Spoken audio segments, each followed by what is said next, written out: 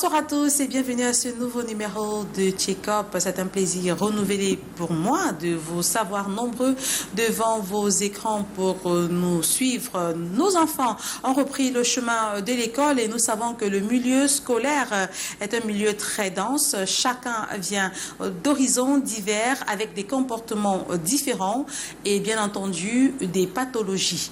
La proximité entre eux peut entraîner chez ces enfants, chez ces élèves, des maladies cutanées très dangereuses, très contagieuses également pour certains. C'est le cas de la varicelle pour ne citer que celle-ci. Ce soir, nous nous intéressons à la prévention des pathologies de la peau en milieu scolaire. Pour cela, enseignants et parents doivent être en synergie d'action. Dans un instant, nous en parlons avec notre invité. Installez-vous confortablement. Le temps pour Elisabeth Ngoum de vous présenter ce qui constitue le menu de ce soir. À tout de suite.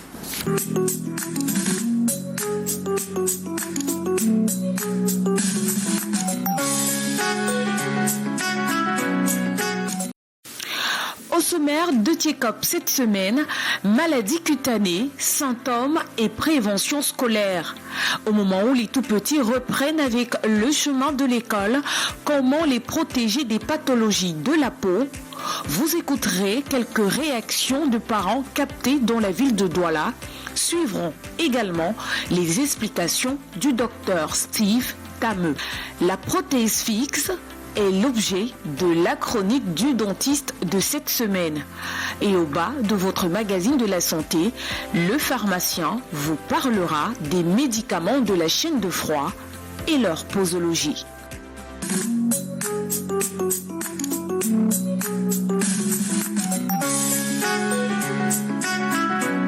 Bonsoir une fois de plus et merci d'être des nôtres. Notre invité est sur ce plateau, le docteur Steve Tameux. Docteur, bonsoir. Bonsoir Mireille, bonsoir téléspectateurs. Le docteur Steve Tameux est dermatologue vénérologue, c'est-à-dire qu'il s'occupe au quotidien des personnes qui souffrent des pathologies de la peau ou encore des IST. Est-ce bien ça? À peu près, oui. La dermatologie, c'est la branche de la médecine qui s'occupe des pathologies du système tegumentaire, c'est-à-dire la peau, les cheveux, les poils, les muqueuses, c'est-à-dire la bouche et les organes génitaux. Et la vénérologie s'occupe effectivement des infections sexuellement transmissibles.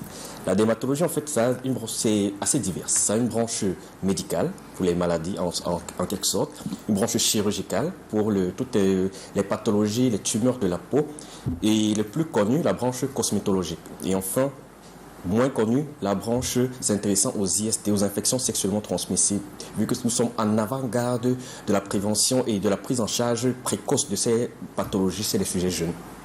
Alors, les enfants ou les élèves ont repris le chemin de l'école il y a une semaine de cela. Est-ce que vous avez déjà reçu en consultation un parent qui est venu avec son enfant qui a été contaminé à l'école? Bon, la rentrée, ça ne remonte pas à très longtemps. J'ai reçu un ou deux cas, mais il faut dire que en chaque début d'année scolaire et tout au long de l'année scolaire, nous recevons régulièrement des enfants et les membres de la famille, malheureusement, qui souffrent de pathologies généralement contractées en milieu scolaire. Pathologies cutanées, infectieuses ou immunoallergiques. La rentrée scolaire, c'est un moment de rencontres de personnes venant de milieux différents. Oui, je l'ai dit à l'entame, voilà. De milieux différents et puis avec des conditions de vie différentes, des façons de vivre différentes. Ce qui fait que cette promiscuité, parce qu'il faut dire que dans la plupart de nos établissements scolaires, malheureusement, on a encore beaucoup d'élèves, pas seulement, je ne parle pas de Douala et Yaoundé, mais même dans l'arrière-pays. Oui. Donc, cette promiscuité entre eux favorise tout ce qui est pathologie infectieuse, la diffusion de ceci, et ces enfants revenant dans leur milieu familial sont comme des conducteurs des conducteurs de cette pathologie. Et on se retrouve parfois avec des épidémies familiales, des épidémies scolaires et un peu ainsi. Il y a aussi les pathologies allergiques, c'est-à-dire surtout pour les petits-enfants. Lorsqu'on entre à l'école pour la première fois, on vient d'un milieu familial, on est habitué à tout ce qui nous entoure. Maintenant, lorsqu'on va à la rencontre d'autres personnes avec leurs habitudes, on rencontre de nouveaux éléments, de nouveaux produits, de nouveaux aliments. Et c'est à ce moment-là que le système immunitaire étant immature chez les enfants, on développe parfois des pathologies qui sont d'ordre immunologique ou d'ordre allergique. D'accord, et c'est à ce moment-là que les enfants sont contaminés et ramènent ça à la maison et contaminent aussi leurs frères ou les membres de la famille. Oui. Pour les pathologies infectieuses, oui, c'est en milieu scolaire en général qu'on contracte des infections. Pour les pathologies immunoallergiques, ça c'est propre à chaque personne. Il y a une prédisposition à chaque personne à développer des allergies. Et maintenant, lorsqu'on va à la rencontre des produits allergisants, on développe de grosses crises. Alors, lorsque les parents viennent vous voir, peut-être juste comme concernant cette année scolaire, vous avez reçu juste 2 parents, vu que nous sommes qu'à une semaine de la rentrée scolaire. Mais si on vient, peut-être l'année dernière, les parents qui venaient vous voir en consultation avec les enfants, c'était quoi les motifs de consultation? Quelles étaient les pathologies que les enfants avaient contractées dues à la proximité avec leurs camarades? Aujourd'hui encore, on a une grosse épidémie de gale dans les villes, dans les grandes villes de la République. Et ce n'est pas seulement quelque chose qui est propre au Cameroun. Dans la plupart des pays africains, on rencontre de grosses épidémies de gale dans les grandes villes avec la promiscuité. Donc, lorsqu'on a des enfants qui arrivent à l'école avec ces pathologies, la gale, ce n'est pas une maladie, par exemple, qui est liée à la saleté. Comme oui, c'est vrai. Lorsqu'on entend, on dit, ah non, si tu as la gale, c'est que tu es vraiment très sale. Quand nous disons un parent qui souffre de gale ou un enfant, généralement, le parent éthique toujours, mais je suis quelqu'un de propre, je me lave plusieurs fois. Non, ça n'a rien à voir avec la saleté. C'est une pathologie qui est cutanée. Ce sont des ectoparasites, ce sont des petites bestioles qui vivent à l'intérieur de la peau et qui sont très contaminants. Lorsqu'on rencontre un enfant qui souffre de gale ou un parent qui a été contaminé par un enfant, on traite tout le domicile parce que forcément il y a eu le partage de la pathologie et le temps de développer les symptômes, c'est assez long. Chez les enfants, par exemple, on va les voir pour les tout petits, on les verra avec des lésions vésiculeuses palmoplantaires, c'est-à-dire au niveau des paumes de main et des plantes des pieds pour les bébés. Vraiment, ça, c'est 1-2 ans. Et tous des médecins, quand on rencontre un bébé avec des vésicules, des boutons remplis d'eau qui sont au niveau des paumes et des plantes des pieds chez les bébés, le premier diagnostic, c'est la gale avant. D'éliminer en premier avant de penser à toute autre pathologie. Chez les adultes, chez un homme propre, il n'aura pratiquement pas de lésions. Par contre, au niveau du sexe, on verra toujours des nodules. Malheureusement, c'est un prénator, cela pour des IST. On se met à traiter à long terme des IST, alors que ça démange, je vous assure, ça se manifeste par des dimensions tellement importantes et qui empêchent de dormir, et qui impactent sur la qualité de vie et sur le travail. Après la gale, on a d'autres ectoparasites qui sont contaminants pour les enfants, par exemple les lava migrans. Lava migrans, c'est ces enfants qu'on verra avec une forme de long cordon serpigineux, comme on appelle grossièrement des filaires, tout au long au niveau de la peau. On le retrouve au niveau des jambes, des fesses ou des mains. Donc, c'est une pathologie qui est liée aux ankylostomes. Donc, nos enfants, lorsqu'ils sont en milieu scolaire, ils jouent, ils s'enroulent dans le sable. Malheureusement, ils sont hors du contrôle de des parents. Ils jouent, ils s'enroulent dans le sable et ils peuvent, cette lave profite pour traverser la peau et se développer à l'intérieur de la peau. Et c'est très, très, très prurigineux. Ça démange énormément. On rencontre beaucoup d'enfants qui viennent en consultation pour cela. Revenons dans ce qui nous concerne ce soir, prévention des pathologies cutanées en milieu scolaire. Et nous sommes dans la 2e semaine de la rentrée scolaire. Les parents sont certainement très attentifs et ils veulent en savoir davantage. J'ai parlé des parasites. Oui. Si je parle des bactéries, ici, essentiellement, c'est le grand groupe des pyodermites. C'est-à-dire, on aura des enfants qui vont venir pour les folliculites ou les furoncles. Ces petits boutons remplis de pus qu'on rencontre au niveau de la peau et qui peuvent envahir tout le corps. Ce sont des infections liées à certaines bactéries qui sont à la base, à la surface de la peau et qui, lorsqu'il y a une certaine sensibilité ou certains germes très résistants, je vais donner des noms scientifiques, streptocoque, staphylocoque, ils traversent la peau et ils donnent une infection cutanée. On aura un enfant avec tout plein de petits boutons pustuleux. Qu'on appelle généralement la varicelle. Non, c'est pas la varicelle. Ah oui, parce que la varicelle également se manifeste de la même façon, des petits boutons avec du pus sur la peau. Avec une configuration différente. Oui. Parfois, on peut avoir plusieurs pathologies avec des lésions élémentaires, c'est-à-dire les lésions sur la peau qui se ressemblent. Mais la manière dont ça se présente, c'est toute la difficulté de la dermatologie et d'où le besoin des spécialistes.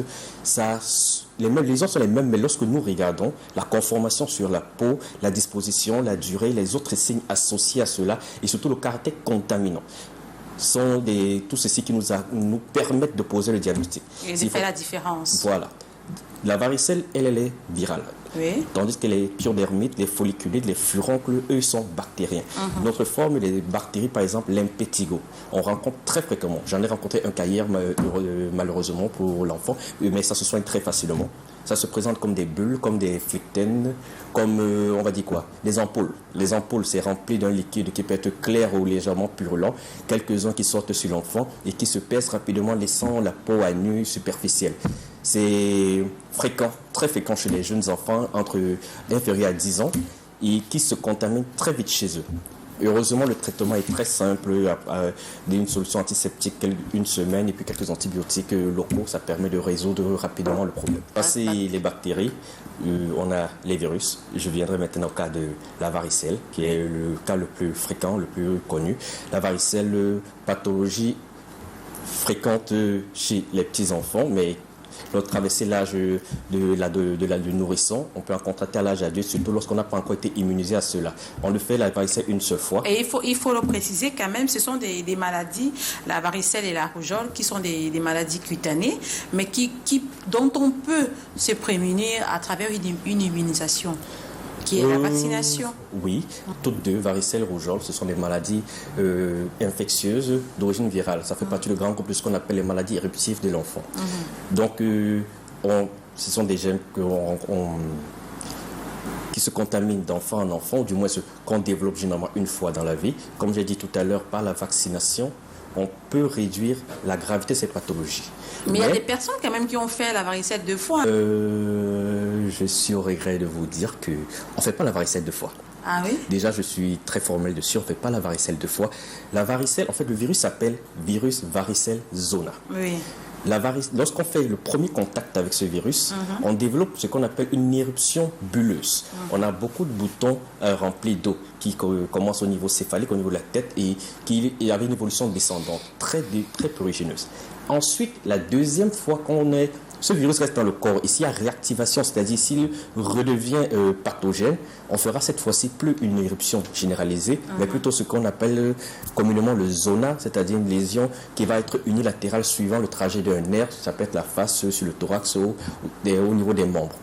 Si toutes les personnes que nous rencontrons qui nous disent qu'elles ont fait la varicelle 2 fois, en majeure partie, il y a eu un problème de diagnostic dans l'un des 2 cas, dans l'un des 2 diagnostics qui a été posé.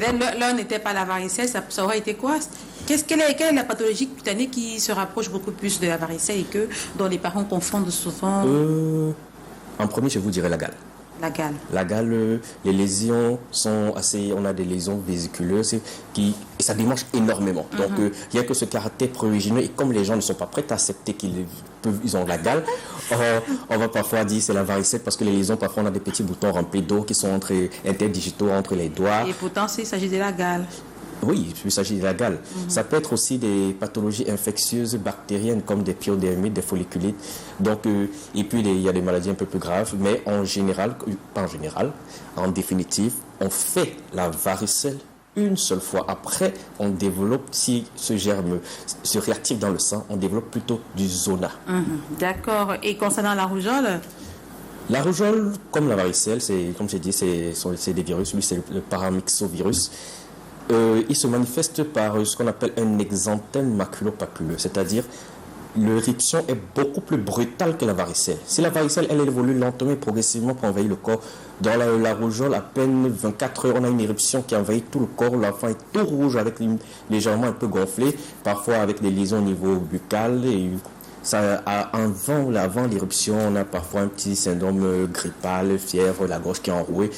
Et heureusement, cette maladie, on s'immunise une fois qu'on l'a faite, on ne la fait pas 2 fois. Sur le plan infectieux, il y a les mycoses également, les champignons, la teigne, ça c'est beaucoup fréquent. Oui. La teigne, c'est généralement au moment de se coiffer chez les garçons qu'on voit quelques petites taches blanches et tout. C'est les champignons, ça se transmet, c'est pas très contaminant, mais par contre, lorsque c'est là, c'est gênant, le plan esthétique, et puis ça taille les cheveux. Les traitements sont assez simples, il faudrait rencontrer un médecin généraliste ou les dermatologues. Si j'augmente encore, on verra les pathologies immunoallergiques, comme je vous ai dit.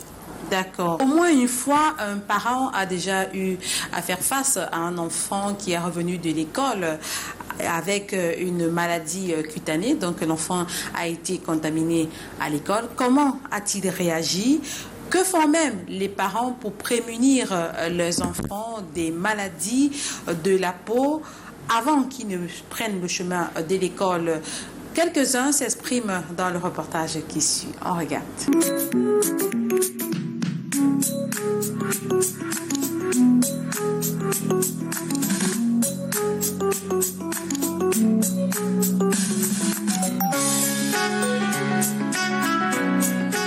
Apparition des boutons sur la peau, des taches de rougeur, des croûtes, un gonflement, des démangeaisons et parfois des écoulements de liquide.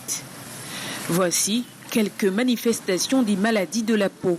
Parmi elles, il y en a qui sont contagieuses, la varicelle, la teigne, la gale, la rougeole, l'eczéma, pour ne citer que celle-là.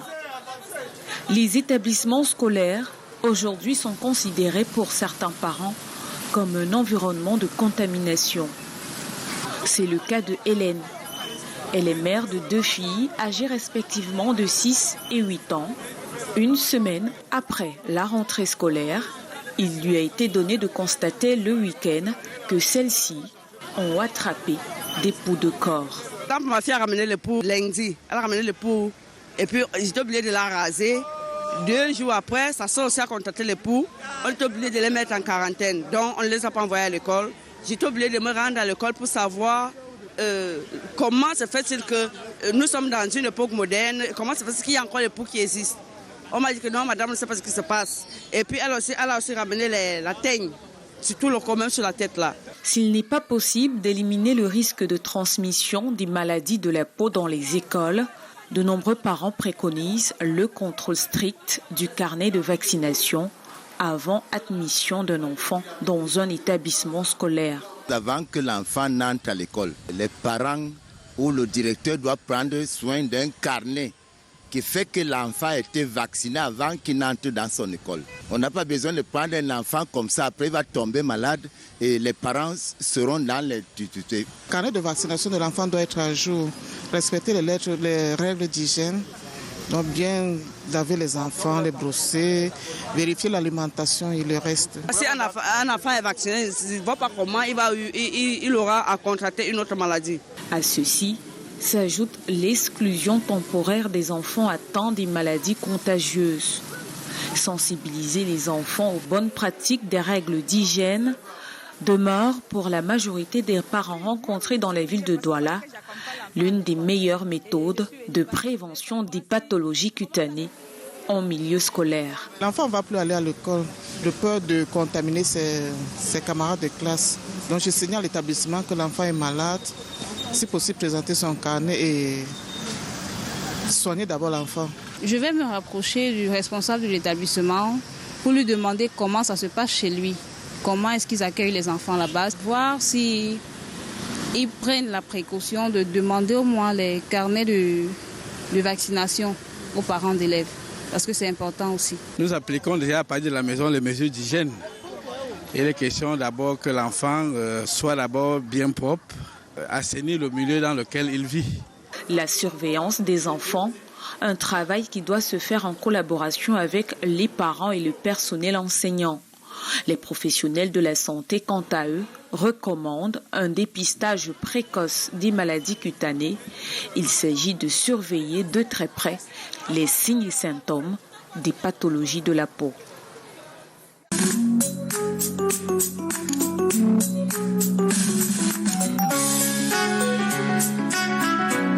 Retour sur ce plateau après le reportage. Bienvenue à vous qui nous rejoignez. Le programme c'est Check-up et ce soir nous parlons de la prévention des pathologies cutanées en milieu scolaire.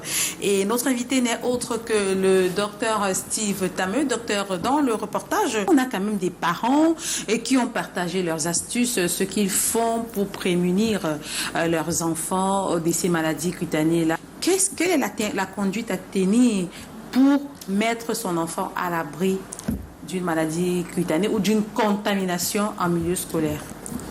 Il faut que les parents puissent vacciner leurs enfants dans la mesure du possible, respecter le programme élargi de vaccination proposé par le ministère de la Santé. En 2, être à regarder les enfants, les apprécier lorsqu'ils reviennent de l'école et au moindre bobo sur le plan cutané, rencontrer un spécialiste du domaine, et en l'occurrence un dermatologue, pour pouvoir poser le diagnostic et prendre en charge à l'enfant le plus tôt possible, ou si la maladie est déjà là, pouvoir limiter sa propagation. C'est les deux éléments qu'on met en avant pour les pathologies infectieuses. Pour les maladies immuno-allergiques, c'est quelque chose, généralement une prédisposition naturelle. Il faut vraiment, lorsque l'enfant pose un problème, rencontrer un spécialiste. Il peut vous aider, pour vous accompagner. C'est des pathologies chroniques, donc il faut un accompagnement au long cours, une phase d'attaque dans le traitement lorsqu'il y a une crise, une phase d'entretien, et surtout échanger avec le parent et l'enfant pour qu'ils comprennent la maladie, pour pouvoir faire face lorsqu'il y a un souci, avant de venir à l'hôpital si ça s'aggrave. L'enseignant, lorsqu'il remarque, il doit rapidement interpeller le parent. En milieu scolaire, on a des petits officines, des petites infirmeries, où les infirmières, lorsqu'elles rencontrent l'enfant, si l'enfant vient se plaindre, doivent pouvoir identifier s'il y a un problème, revenir auprès des parents pour que l'enfant puisse consulter. Et au retour, le parent, selon la pathologie, doit pouvoir, si par exemple un enfant qui souffre de varicelle, le mieux serait d'informer le milieu scolaire pour que tous les autres parents d'enfants qui sont en contact avec l'enfant puissent être à l'affût au cas où un autre enfant développe la maladie. Et il y en a ainsi de toutes les autres pathologies. En milieu scolaire aussi, pour les maladies qui se transmettent par l'eau et autres, il est important qu'on ait des points d'eau. Ça, c'est pour les enseignants et les fondateurs d'établissements, des points d'eau, des fontaines pour pouvoir se nettoyer, des points pour l'hygiène, la salubrité, que ce soit adéquat. Tout ceci concourt à ce qu'on ait un environnement sain pour réduire la morbidité, la mortalité et surtout l'infection, l'existence même de l'infection dans l'établissement scolaire. Voilà, merci Dr Steve Tameu. C'est sur ce que nous mettons un terme à cet entretien. Merci d'être venu sur ce plateau. Merci d'avoir partagé vos connaissances avec nos téléspectateurs. Je vous remercie également et j'espère que j'aurai le droit à d'autres invitations pour pouvoir édifier de plus en plus vos téléspectateurs. Pourquoi pas?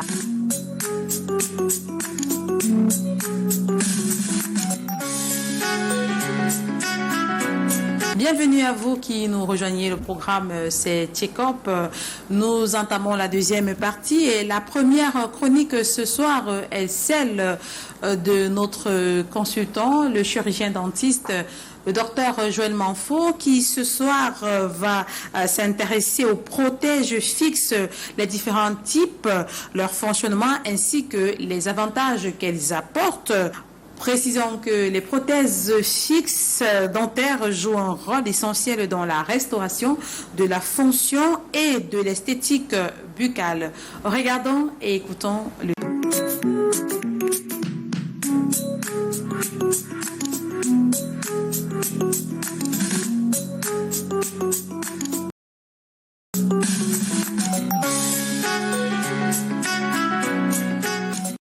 Alors, qu'est-ce qu'une prothèse dentaire? Une prothèse dentaire est tout simplement un dispositif artificiel qui va permettre de remplacer totalement ou partiellement une ou plusieurs dents, ceci afin de retrouver l'aspect esthétique et fonctionnel. Nous avons essentiellement deux grands types de prothèses. Nous avons les prothèses qui sont dites fixes, qui contrairement à leur homologue amovible, vont être fixées, scellées par un chirurgien dentiste et ne peuvent être retirées que par celui-ci en cas de réintervention. Ça signifie tout simplement que le patient ne peut pas retirer et remettre la prothèse quand il le souhaite. Alors, concernant les types de prothèses fixes, puisque c'est cela qui nous intéresse aujourd'hui, nous avons d'abord les plus connus qui sont les couronnes, qui sont des dispositifs prothétiques unitaires, c'est-à-dire des dispositifs prothétiques qui vont permettre de remplacer une dent qui a été délabrée ou bien qui a été fragilisée par un traitement, par exemple en cas de dévitalisation. Nous avons également des bridges dentaires qui sont des dispositifs prothétiques qui vont permettre de remplacer un ensemble de dents en prenant appui sur les dents qui sont de part et d'autre de la brèche causée par la perte de ces dents. Nous pouvons également citer ce qu'on appelle les inlays et les onlays qui sont des prothèses qui ressemblent à des couronnes qui sont en fait des dispositifs prothétiques qui vont permettre de remplacer en partie une dent. Nous pouvons également citer cette fois-ci sur un plan beaucoup plus esthétique ce qu'on appelle les facettes dentaires qui sont en fait de fines lamelles en porcelaine ou en composite qui vont être fixées à la surface des dents, généralement les dents antérieures, pour retrouver l'esthétique du sourire. Et pour terminer, nous avons les implants dentaires qui sont des sortes de vis que nous allons visser à l'intérieur de la mâchoire et qui vont servir de support pour la future prothèse implantaire. Vous avez compris, il existe plusieurs dispositifs prothétiques fixes qui vont convenir en fonction de la situation dans laquelle on se trouve. Et il est important ici de remarquer que ces prothèses, n'est-ce pas, un certain nombre d'avantages, mais également des inconvénients. Comme avantage, nous pouvons citer le fait que ce sont des prothèses qui sont très durables, généralement lorsqu'elles sont très bien entretenues. Ce sont également des prothèses qui n'ont pas besoin d'un entretien particulier puisqu'elles sont fixées à l'intérieur de la bouche. Vous n'avez qu'à bien traiter vos dents, c'est-à-dire bien nettoyer vos dents et tout sera joué. Et aussi, ce sont des prothèses qui sont peu encombrantes. Et comme inconvénient, l'inconvénient principal, c'est généralement le coût. Ce sont des prothèses qui sont relativement plus coûteuses que les prothèses amovibles. C'est tout pour cette capsule de la chronique du dentiste et il ne me reste plus qu'à vous dire à la prochaine.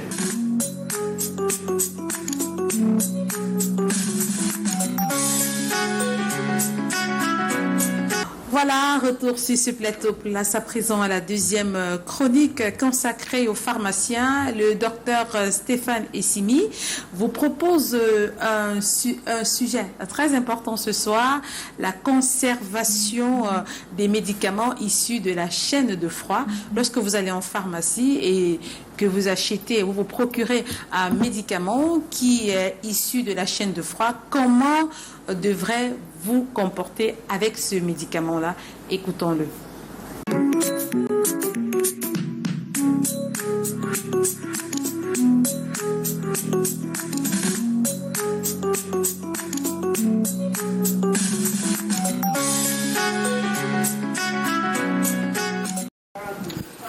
Bonsoir chers téléspectateurs, c'est un réel plaisir pour moi de vous retrouver aujourd'hui où nous allons échanger sur une thématique très importante.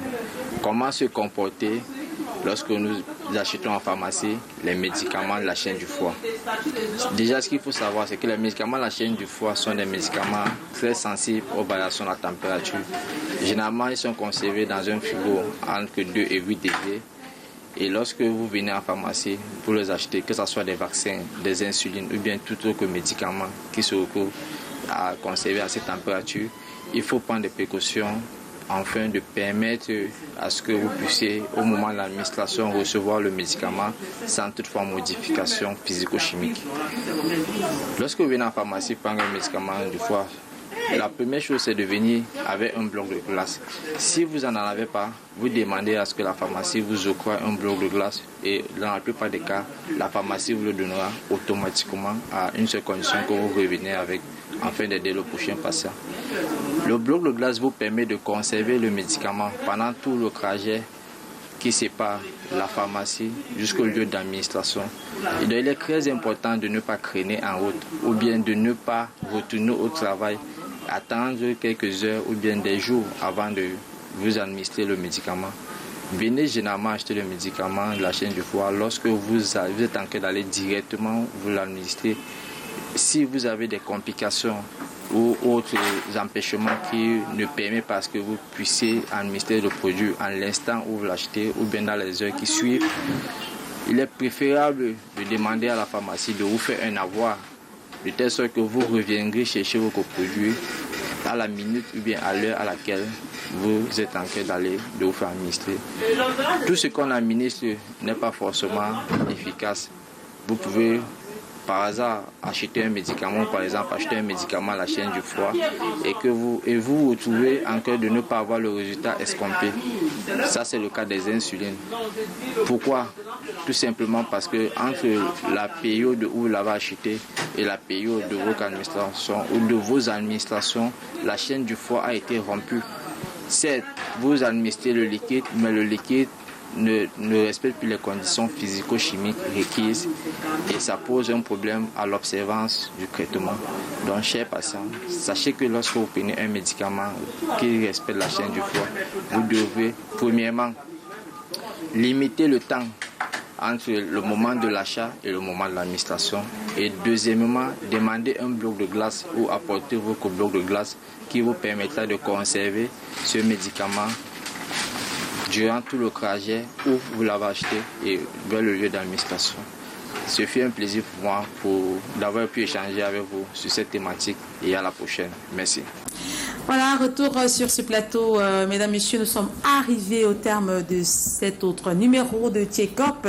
Merci de nous avoir suivis. Si vous avez des préoccupations ou des propositions de thèmes d'émission que vous souhaitez que nous abordions dans le cadre de l'émission Tchekop, n'hésitez pas, faites-les nous savoir via les adresses qui s'affichent au bas de vos écrans. N'oubliez pas qu'avec Tchekop, la santé n'est plus un tabou. Quant à moi, je vous retrouve la semaine prochaine avec un autre thème. En attendant, restez en compagnie des programmes de Canada International qui se poursuivent. Bonne soirée à tous.